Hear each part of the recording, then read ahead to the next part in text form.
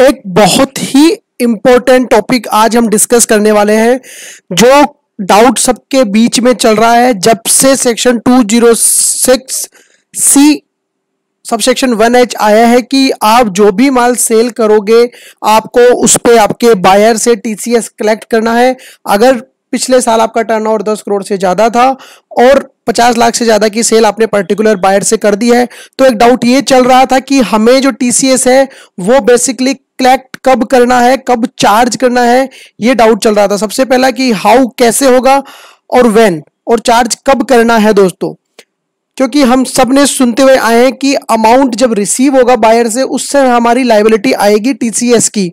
तो जब हम बिलिंग कर रहे हैं तब हमें चार्ज करना चाहिए, अमाउंट जब रिसीव कर रहे हैं तब हमें चार्ज करना चाहिए।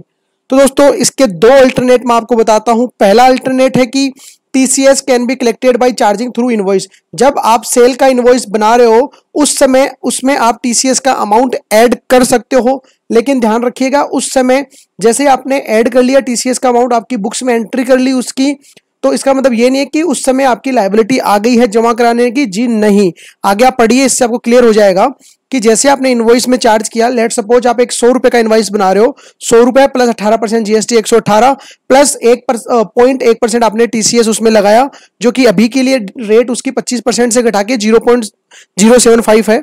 तो जैसे ही आपने एंट्री करी उस केस में क्या होगा, बायर और सेलर को दोनों को अकाउंटिंग करनी होगी एज ए रिसीवेबल और as a payable for these amount. Seller क्या एंट्री करेगा, टीसीएस रिसीवेबल दिखाएगा, बायर करेगा टीसीएस पेबल दिखाएगा। आगे लेकिन अगर बायर पेमेंट कर रहा है उसका नेक्स्ट ईयर में, फाइनेंशियल ईयर 2021 में, लेट सपोज आपने 1 करोड़ की बिलिंग करी किसी पर्टिकुलर बायर को, बट आपको 1 करोड़ रुपए रिसीव नहीं हुए, आपको जो अमाउंट रिसीव हुआ लेट सपोज 50 लाख से नीचे ही था, तो उस केस में क्या होगा, और बाकी का अमाउंट जो है वो नेक्स्ट ईयर में आया, तो इस केस में टीसीएस ऑब्लिगेशन में not be applicable on seller.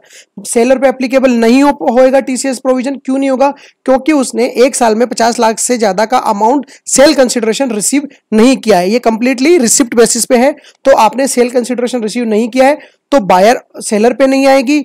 दूसरा, may not be applicable on buyer due to non making payment breaching collection threshold in that financial year. और बायर पे एप्लीकेबल क्यों नहीं होगी, क्योंकि उसने एक पर्टिकुलर ईयर में जो कलेक्शन की थ्रेशोल्ड है 50 लाख की उसको ब्रीच नहीं किया है। इस केस में फिर आपको ईयर एंड पे क्या करना पड़ेगा, in those cases one need to keep track and write off and reconcile it with the liability. तो 31 मार्च को आपको उस चीज को, उस टीसीएस के अमाउंट को राइट ऑफ करना है। साल भर में जैसे कि आपने 1 करोड़ की सेल करी, उसका 0.075% जो कि लगभग 7,500 रुपए के आसपास आएगा, वो अमाउंट आपने बुक कर लिया as a TCS receivable seller ने, और बायर ने बुक किया टीसीएस पेबल, बट 50 लाख से ऊपर का पेमेंट नहीं हुआ उस पर्टिकुलर ईयर में, तो ईयर एंड पे आपको उसको राइट ऑफ करना होगा और एक दूसरे की बुक्स ऑफ लेजर से आपको रिकंसाइल करना पड़ेगा, क्योंकि 50 लाख की थ्रेशोल्ड आपकी ब्रीच नहीं हुई है। तो एक तरीका तो यह है, इसमें आपको ट्रैक रखना पड़ेगा कि पेमेंट 50 लाख से ज्यादा का आया है या नहीं आया है। अगर आपको ये तरीका आसान लगता है तो आप ऐसे कर सकते हो। अगर ये तरीका आपको थोड़ा मुश्किल लगता है तो अल्टरनेट दूसरा अल्टरनेट ये है कि TCS can be collected by charging through debit note. आप डेबिट नोट के थ्रू टीसीएस बाद में चार्ज कर सकते हो। बाद में कब, जब आपको पेमेंट आ रहा है, जब थ्रेशोल्ड आप क्रॉस कर रहे हो, उस समय आप एक्स्ट्रा डेबिट नोट बना के उस पर्टिकुलर टीसीएस अमाउंट को चार्ज कर सकते हो। The logic for issuance of debit note may be that debit note to be issued at the time of payment so that it can be charge only on the eligible cases. तो eligible case कौन सा होगा, जब 50 लाख से ऊपर की receipt हो रही है उस समय आप तुरंत डेबिट नोट चार्ज कर सकते हो, जिससे फायदा क्या होगा, आपको राइट ऑफ वगैरह करने की जरूरत नहीं पड़ेगी, जो कि अपन ने अभी ऊपर डिस्कस किया था। लेकिन इस केस में दिक्कत आपको आएगी जीएसटी कंप्लायंस से रिलेटेड। आपको डेबिट नोट की अलग से सीरीज एक मेंटेन करनी पड़ेगी ताकि जीएसटी कंप्लायंसेस में आपको कुछ इश्यू नहीं हो दोस्तों। तो अगर आपको डाउट है अभी भी कि इनवॉइस के समय चार्ज करना चाहिए, डेबिट नोट के समय चार्ज करना चाहिए, अभी भी कुछ डाउट है तो आप कमेंट बॉक्स में हमारे साथ शेयर कर सकते हैं। हमारी पूरी कोशिश रहेगी कि आपके वो डाउट हम क्लियर करें दोस्तों। साथ में एक दो चीजें मैं और आपसे डिस्कस करना चाहूंगा कि since TCS to be collected on advance payment, what shall be the course of action in the case advance has to be refunded as the sale is not reflected. अभी जैसे मैंने आपको बताया कि एडवांस पेमेंट पे भी TCS आ जाएगा, but पता चला कि सेल नहीं हुई है, उस केस में क्या होगा दोस्तों? उस केस में ये होगा कि जब एडवांस पे मैंने टीसीएस कलेक्ट किया था, एज ए सेलर आपने टीसीएस कलेक्ट किया, तो डेफिनेटली आपको अगले महीने की 7 तारीख तक गवर्नमेंट को जमा कराना है बायर के पैन नंबर पे। तो वो तो आप गवर्नमेंट को जमा करा चुके हो, तो वो ऑब्वियस सी बात है आप कहां से दोगे? तो वो आपको रिफंड नहीं करना है। बायर जब अपनी आईटीआर फाइल करेगा तब उसका वो बेनिफिट उसमें उठा सकता है दोस्तों।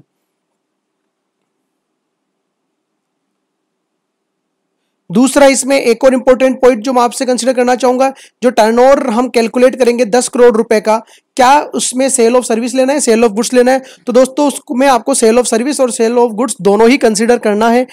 Weather TCS will be collected on export of goods, अगर एक्सपोर्ट कर रहे हो तो भी आपको टीसीएस कलेक्ट करना है, नहीं एक्सपोर्ट के केस में आपको टीसीएस कलेक्ट नहीं करना है। दूसरा, whether the consideration amount will be at FOB और सीआईएफ, की जो कंसिडरेशन अमाउंट मेरे को कैलकुलेट करना है एफओबी बेसिस पे होगा या सीआईएफ बेसिस पे होगा। तो दोस्तों ये आपके कॉन्ट्रैक्ट पे निर्भर करेगा। अगर आपने सीआईएफ बेसिस पे है तो आपके कंसिडरेशन में डेफिनेटली आपका इंश्योरेंस और फ्रेट भी इंक्लूड होने वाला है, उस पर आपको टीसीएस की कैलकुलेशन करनी पड़ेगी दोस्तों। दूसरी चीज, क्या सेल ऑफ सर्विस मेरा काम है सेल ऑफ सर्विसेज का, तो क्या उस केस में भी मुझे टीसीएस चार्ज करना है? जी नहीं, आपको सेल ऑफ सर्विसेज के केस में टीसीएस चार्ज नहीं करना है, आपको केवल और केवल गुड्स के केस में टीसीएस चार्ज करना है दोस्तों।